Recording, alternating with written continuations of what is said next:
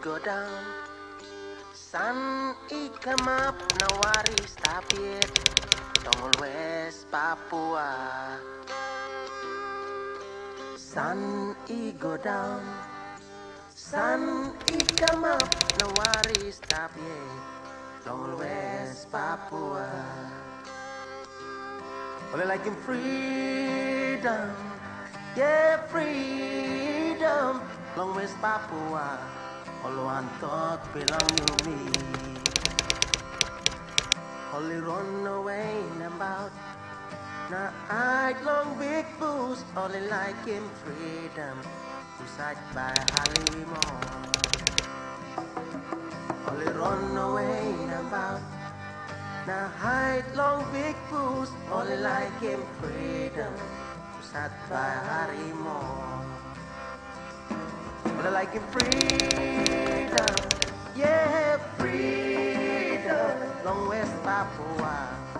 All one thought belong to me. Only like in freedom, yeah, freedom, long West Papua. All one thought belong to me.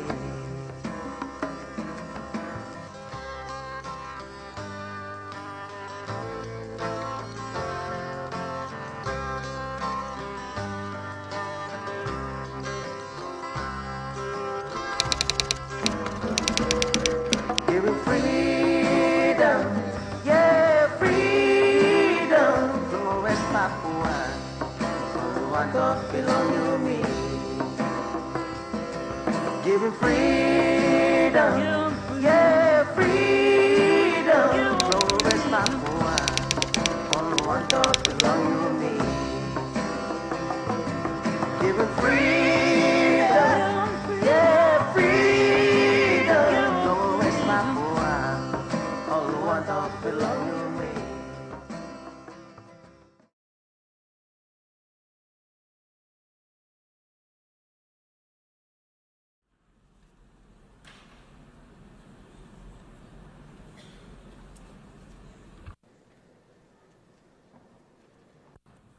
Madam President, decolonization and human rights are both important issues in the Pacific Island region. I strongly affirm the position of the Pacific Island Forum leaders in recognizing the constructive engagement by Forum countries with Indonesia with respect to elections and human rights in West Papua, and the commitment to continue dialogue in an open and constructive manner.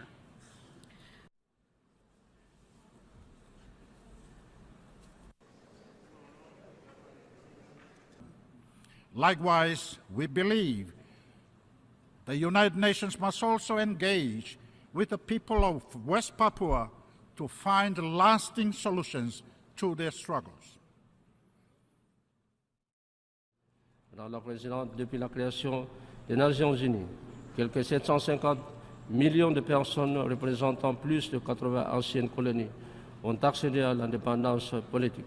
Par contre, la situation désespérée de millions d'autres aspirants à l'autodétermination subsiste aujourd'hui. Le Vanuatu attache une importance capitale aux travaux de la Commission spéciale sur la décolonisation. L'élimination de toutes les formes du colonialisme doit demeurer une priorité première à l'ordre du jour de l'ONU dans l'esprit de la Charte des Nations Unies. La Nouvelle-Calédonie est sur la voie de décider son destin politique par le biais d'un référendum qui aura lieu le 4 novembre 2018. Nous faisons appel à la communauté internationale de soutenir le droit du peuple de la Nouvelle-Calédonie de participer pleinement à ce référendum et surtout de veiller à ce qu'il se déroule de manière libre et juste. Madame la Présidente, la communauté internationale est témoin de violences et d'abus des droits de l'homme dont les ressortissants de la Papouasie occidentale en sont victimes. Nous exhortons le Conseil des droits de l'homme à enquêter sur ces abus. Nous appelons aussi nos homologues dirigeants du monde à prêter plus attention à ces actes inhumains et conjointement avec l'Indonésie, à faire cesser toutes les formes de violence et à trouver un terrain d'entente avec les ressortissants pour faciliter la mise en place d'un processus qui leur permettra d'exprimer librement leur choix.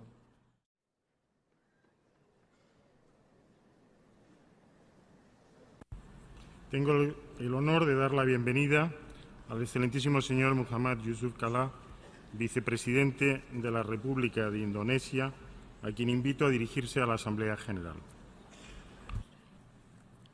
Mr. President, to create peaceful, sustainable, and equitable societies, all countries must respect international law and principles of the UN, including respect for sovereignty and territorial integrity. In this connection, Indonesia strongly deplores the matter of one country to support even worse become part of the separatist movement. This act of hostility has no place in the UN system, an act which clearly in violation of UN principles. For far too long, Indonesia has chosen to build a friendly relation with this particular country, including in showing our solidarity and sympathy during difficult times. But when such hostile acts continue, Indonesia will not remain silent. Indonesia will not let any country undermine its territorial integrity. Like my other sovereign country, Indonesia will firm defend its territorial integrity. I repeat, will firm defend its territorial integrity. Madam President, it is important that administering powers, the non-self-government territories, and all relevant organizations honor their commitments made under the Charter of the 1960 Declaration on the Granting of Independence to colonial countries and peoples. To that end, and in accordance with the 1998 Noumea Accord, Solomon Islands welcomes the referendum to be held in New Caledonia on the 4th of November 2018 that is both free and fair. Solomon Islands reaffirms that human rights principles are universal, indivisible,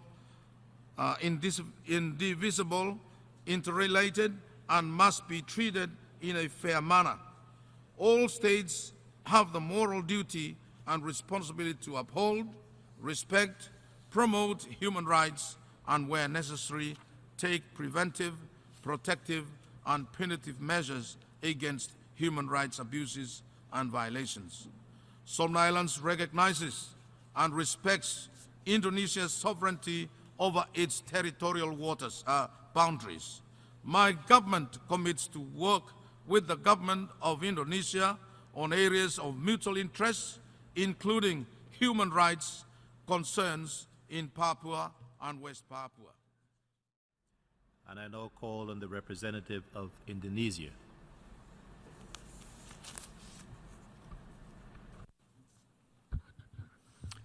Thank you very much, Mr. President.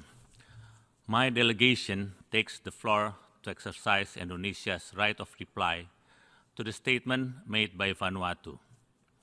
Indonesia condemns the slander and baseless comments that the delegation of Vanuatu made in its statement this morning when referring to the Indonesian provinces of Papua and West Papua.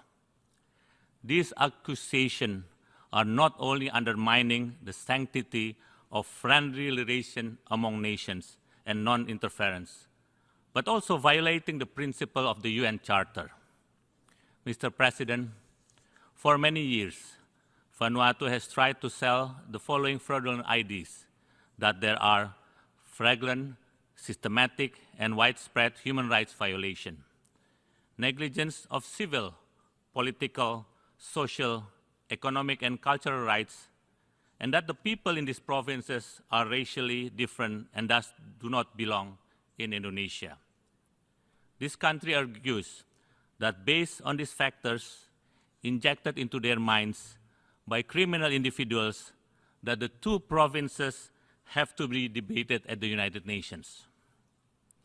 We fail to understand the motive behind Vanuatu's intention in supporting a group of people who have struck terror and mayhem in so many occasions, creating fatalities and sadness to innocent families of their own communities. Indonesia categorically rejects any efforts to disturb peace, stability, and growth enjoyed by the people of Papua and West Papua and would like to state the following points. First, accusing Indonesia of committing gross violation of human rights and inhuman acts is a serious and unacceptable accusation. No country in this world is free from human rights or development challenges.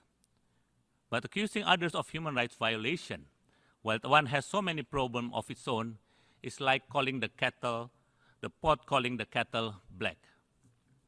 Vanuatu, which gave the portrayal of championing the human rights, is only party to a few of the international human rights instruments. Indonesia, on the other hand, is party to 8 out of the 9 instruments. Interestingly, Vanuatu has not ratified the International Convention on the Elimination of All Forms of Racial Discrimination, while Indonesia has done so way, way back. Indonesia is a diverse and multicultural nation, comprising of more than hundreds of ethnic groups, thousands of tribes, and hundreds of local languages. We neither define ourselves on the basis of racial purity, nor are we a single ethnic group. We reject racial discrimination in Indonesia. Now, if we follow the irresponsible premise and logic of Vanuatu, then the world will consist of tens of thousands of countries, noting the multitude of race and ethnicity in the world. Now, just to remind Vanuatu that the customary international law deriving from the Montevideo Convention of 1933 on the rights and duties of state clearly stipulated 4 elements that define a country, namely, first, population, second, territory, thirdly, government, and fourthly, capacity to enter relation with other states. Never, I repeat, never has been stated that ethnic or race as an underlying reason for the right to be a country. Secondly, let me provide Vanuatu with a short lesson about our history. Almost 50 years ago, through this very same forum, on this very same room, with resolution coming from this very same august chamber, we, all of us in this United Nation, have decided the final status of Papua as rightful and legitimate part of Indonesia. The General Assembly Resolution 2504 of 1969, recognizing the successful implementation of the Act of Free Choice, was adopted with no single country voted against the said resolution. The people of Papua reaffirms their place and unity with Indonesia. In other words, what Vanuatu is propagating is nothing more than an outrageous challenge to the decision of the United Nations, the decision of the then 128 members of the United Nations almost half a century ago. Mr. President, Indonesia and every responsible member of the United Nations upholds the principle of its charter dearly. For that reason, Vanuatu's support to individuals with separatist agenda against Indonesia undeniably violates the principle of the UN Charter and thus must be denounced.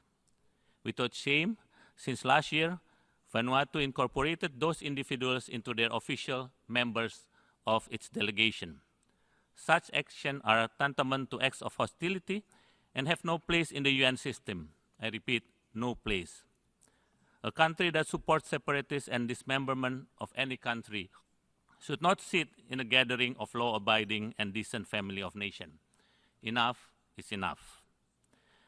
We couldn't care less what the motives are, but we know for sure that Indonesia will firmly and strongly defend its sovereignty, its territorial integrity, and its dignity.